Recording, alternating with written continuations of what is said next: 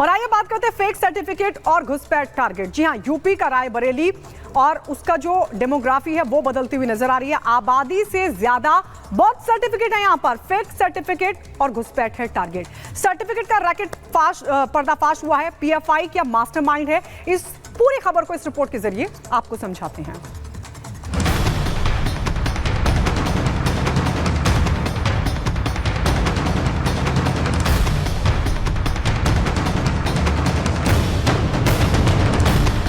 सावधान हो जाइए, कहीं आपके गांव, घर या कस्बे का पता किसी रोहिंग्या के दस्तावेजों पर दर्ज तो नहीं है। आपके नाम पते पर कोई घुसपैठिया देश में तो नहीं रह रहा है। क्योंकि हम आपको डेमोग्राफी बदलने की साजिश का ऐसा हैरान कर देने वाला मामला दिखाने जा रहे हैं जिसने पुलिस, सरकार से लेकर एजेंसियों की नींद उड़ा दी है। बंगाल, असम से लेकर झारखंड तक डेमोग्राफी बदलने यानी कि आबादी असंतुलन की खबरें आप देखते और सुनते आए होंगे। अब घुसपैठ की यह साजिश उत्तर प्रदेश तक आ पहुंची है। कौन है जो योगी के गढ़ में घुसपैठियों को बसाना चाहता है? क्योंकि रायबरेली में करीब 20,000 ऐसे जन्म प्रमाण पत्र बने हैं जो सवालों के घेरे में हैं। यहाँ जिशान नाम का एक शख्स अपने साथियों के साथ मिलकर फर्जी बर्थ सर्टिफिकेट का रैकेट चला रहा था। उत्तर प्रदेश के रायबरेली में राष्ट्रीय सुरक्षा का एक हैरान करने वाला मामला सामने निकल के आया है, जहां पर रायबरेली के जीशान ने इतने सारे फर्जी बर्थ सर्टिफिकेट बनाए हैं कि ये राष्ट्रीय सुरक्षा के लिए खतरे की घंटी हो गई है। आपने देखा होगा कि कई राज्यों में अचानक से आबादी असंतुलन होता है, यानी मुस्लिमों की आबादी बढ़ जाती है, हिंदुओं की घटने लगती है, या फिर आदिवासियों के लिए ऐसा कहा जाता है। डेमोग्राफिक बदलाव पर लंबी चौड़ी बहस शुरू हो जाती है, अलग अलग तर्क दिए जाते हैं। लेकिन यूपी में तो सरेआम इसका भंडाफोड़ हुआ है। फर्जी जन्म प्रमाण पत्र बनाने की यह कहानी शुरू होती है रायबरेली के सलोन कस्बे के एक जन सुविधा केंद्र से, जिसे मोहम्मद रियाज का बेटा जीशान चलाता था। इसी जन सुविधा केंद्र के ठीक सामने रियाज का बीज भंडारण केंद्र भी है, जिससे इस पूरे गोरख धंधे का मास्टरमाइंड बताया जा रहा है। यह भी दावा है कि सारे फर्जी प्रमाण पत्र इसी जन सुविधा केंद्र से बनाए गए हैं।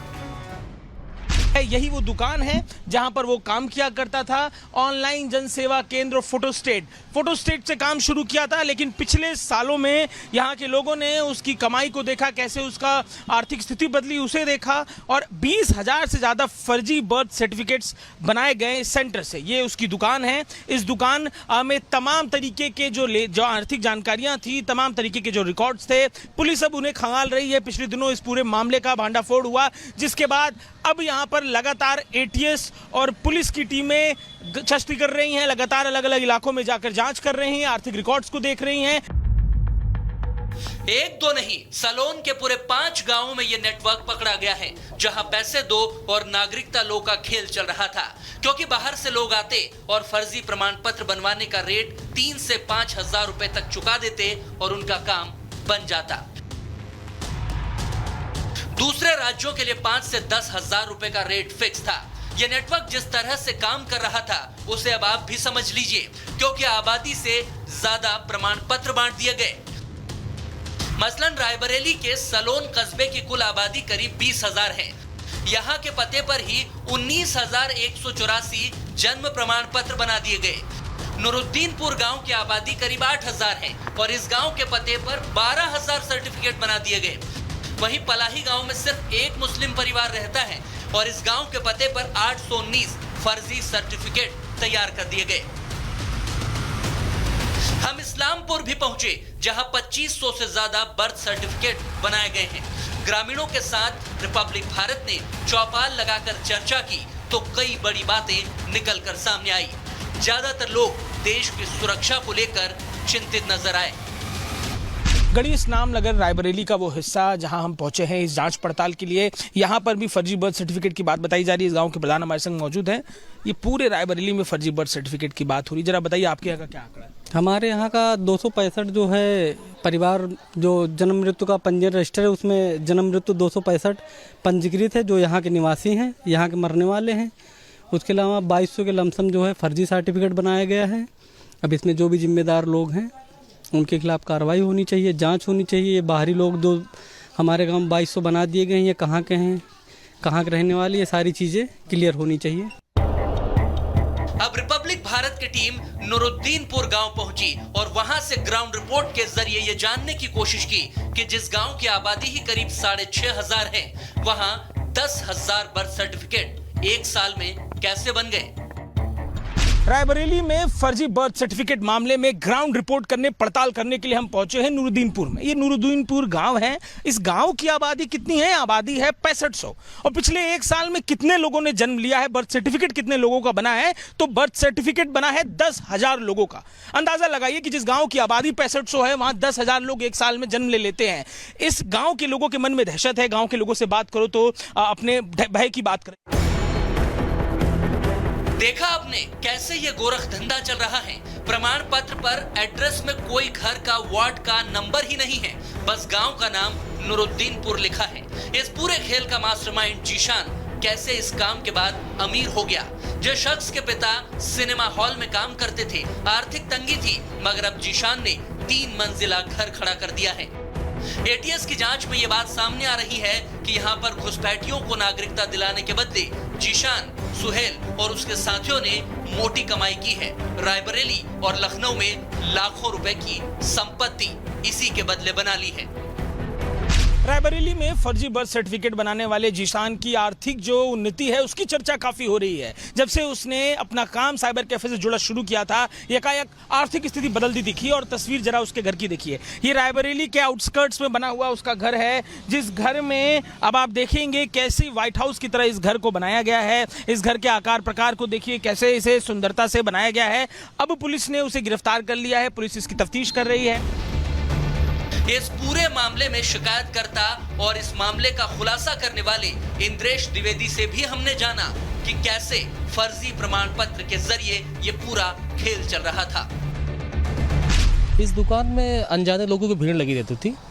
कई बार लोकल लोगों से कोई मतलब ही नहीं होता था। बाहरी लोग आते थे, अपना जो है सिस्टम करवाते थे, चले जाते थे। ये सब चलता रहता था। देखिए, पहले तो जो वीडियो ने तहरीर दिया था थाने में, उस थाने में FIR तो हुई नहीं। बाद में उसमें फिर एक यहाँ ADO पंचायत जितेंद्र सिंह के नाम से तहरीर दर्ज की गई। उसके बाद इसमें पूरी कार्रवाई की गई है। ATS जांच कर रही है। इंद्रेश ने ही एक तरह से इस मामले की पोल खोली है। अब वो राष्ट्रीय एजेंसी से इस मामले की जांच की मांग कर रहे हैं, क्योंकि ये मुद्दा सीधे सीधे राष्ट्रीय सुरक्षा से जुड़ा हुआ है। क्योंकि कुछ घुसपैठिए चंद पैसे देकर भारत में बसने के लिए फर्जी प्रमाण पत्र तैयार करवा रहे हैं। ये जन्म प्रमाण पत्र से जो फर्जी जन्म प्रमाण पत्र बनाए जाते हैं, जो देश के बाहरी लोगों के हैं, अन्य प्रांतों के हैं, उनके जन्म प्रमाण और मृत्यु से संबंधित है। इसमें कई गांव ऐसे हैं जहां जैसे गांव की संख्या अगर 1000 है तो वहां 2000 फर्जी जन्म प्रमाण पत्र बन चुके हैं। और इस मामले में ATS भी जांच कर रही है।